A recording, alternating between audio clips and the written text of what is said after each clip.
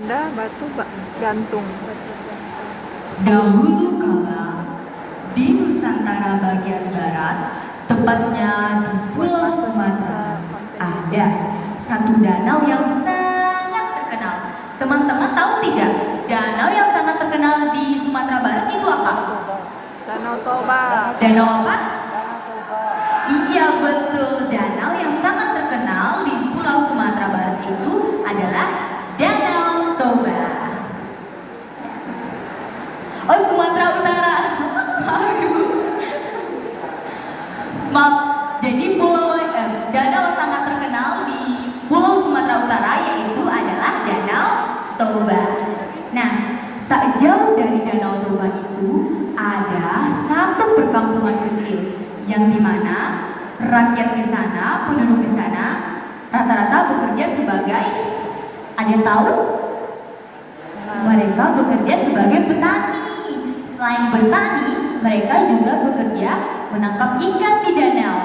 Nah, salah satunya ada gadis cantik yang bernama Seruni. Nah, Seruni ini adalah seorang gadis yang cantik jelita. Selain cantik, dia adalah wanita pekerja keras. Aduh, hari ini cuacanya sangat terik ya. Tapi aku tidak boleh menyerah, karena kalau terik mataharinya pas, hasil panen tahun ini pasti akan melimpah. Tiba-tiba dari arah yang lain ada seseorang yang memanggil Seruni. Seruni, kemarilah, istirahatlah sebentar. Kira-kira ada yang tahu tidak siapa sih yang memanggil Seruni?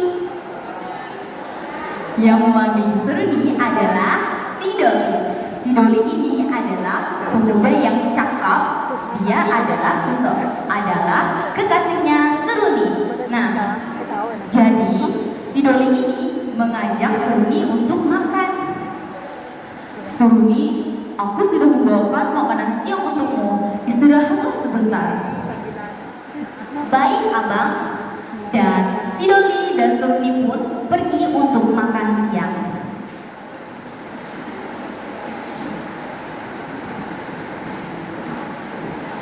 Sambil duduk setelah makan siang, Sidoli mengajak Seruni untuk berbicara.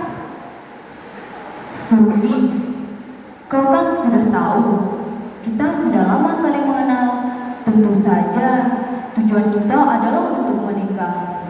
Demi mewujudkan impian kita itu, aku ingin meminta izin kepadamu. Aku ingin pergi ke luar sana dan mencari banyak uang untuk kita. Jadi, Abang ingin pergi dari desa ini dan pergi untuk merantau. Ya, Seruni, kalau aku di sini terus, entah sampai kapan biaya pernikahan kita akan terkumpul. Baiklah, Abang.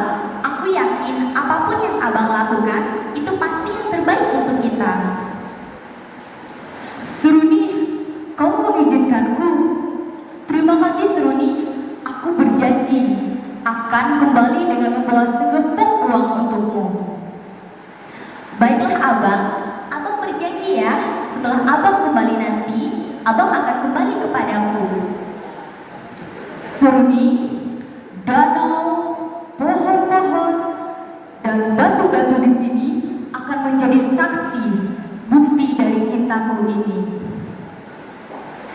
Seruni dan Sidoli pun kembali ke rumahnya masing-masing. Tak terasa hari berganti hari, 1 tahun telah berlalu. Seruni tetap setia menunggu Sidoli. Dia bekerja di ladang, melakukan aktivitasnya sehari-hari seperti biasa. Tapi keadaan tentu tak selalu baik-baik saja. Pada hari itu, ayah Seruni meminta izin kepada Seruni untuk pergi mencari menangkap ikan. Seruni, ayo pergi menangkap ikan dulu ya. Baiklah, Ayah. Semoga tangkapan ayah hari ini lumayan banyak ya. Ayah Seruni pun pergi untuk menangkap ikan. Saat menangkap ikan, ayah Seruni menangkap banyak sekali ikan. Saat dia mengangkat hasil tangkapannya, dia berkata, "Wah, syukurlah tangkapan hari ini lumayan banyak ya. Dengan ini, aku bisa menukarkannya dengan banyak uang." Tapi, setelah menukarkan ikan-ikan itu dengan uang, ayah Seruni tak langsung pulang ke rumah. Dia pergi ke tempat perjudian.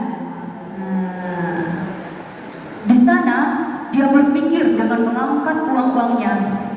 Mungkin kalau aku bisa melipat gandakan uang ini, kalau aku menang, pasti aku bisa membawa banyak uang. Tapi tidak seperti harapan ayah Seruni. Saat bermain judi, dia ternyata kalah. Aduh, padahal sedikit lagi aku pasti menang. Tiba-tiba ada seorang pria besar menghampiri ayah Seruni.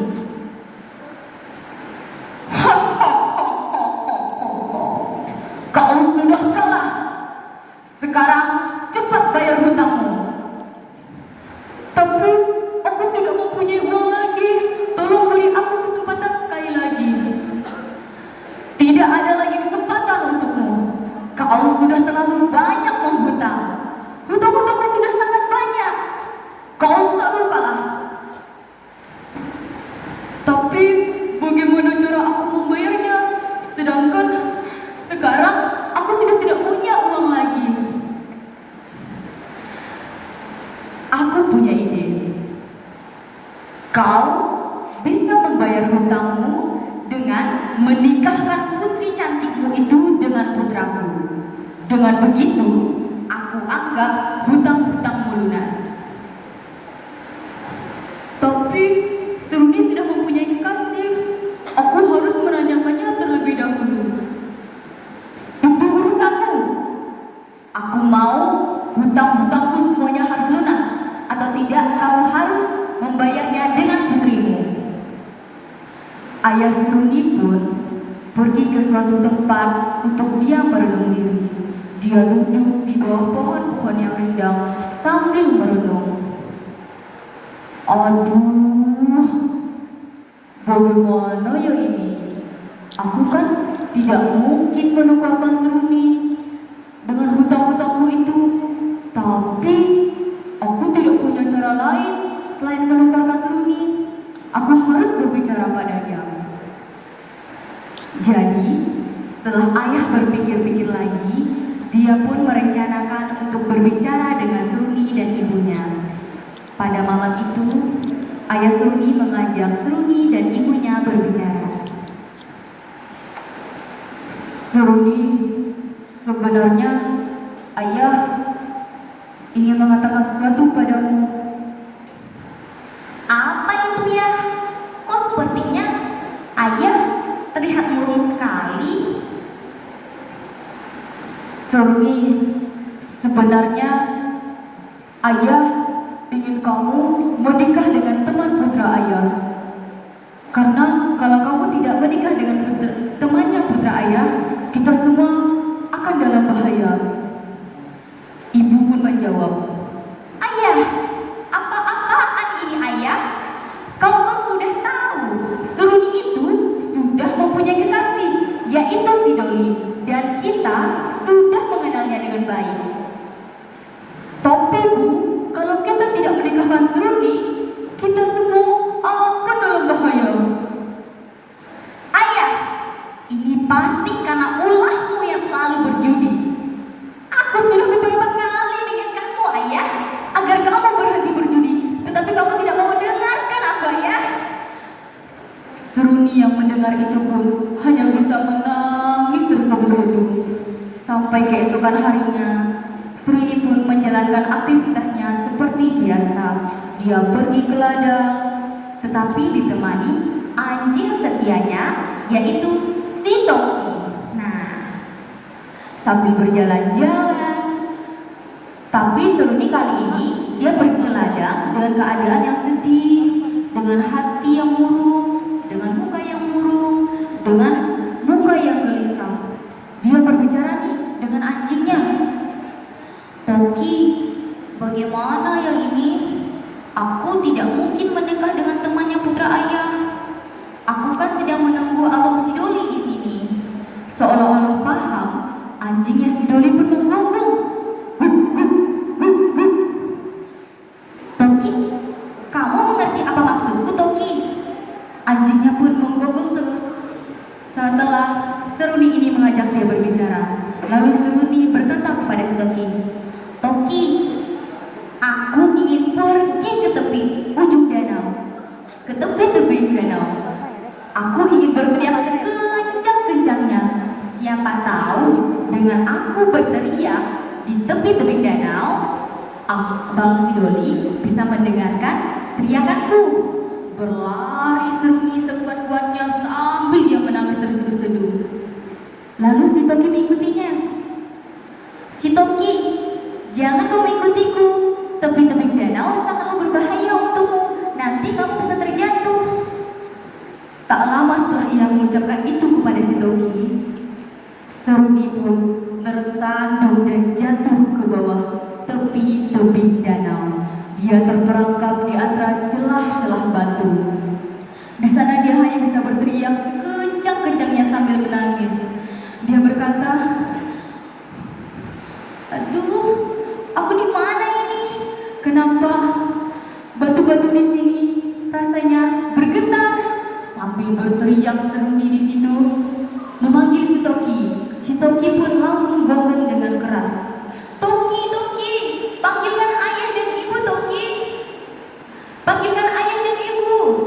Si Toki pun langsung berlari menuju ayah dan ibu, memberitahu ayah dan ibu. Ayah dan ibu pun seolah-olah paham dengan maksud si Toki. Ayah, kenapa si Toki ini menggonggong tidak seperti biasanya? Dan gimana Seruni? Iya bu, kenapa tidak seperti biasanya ya si Toki?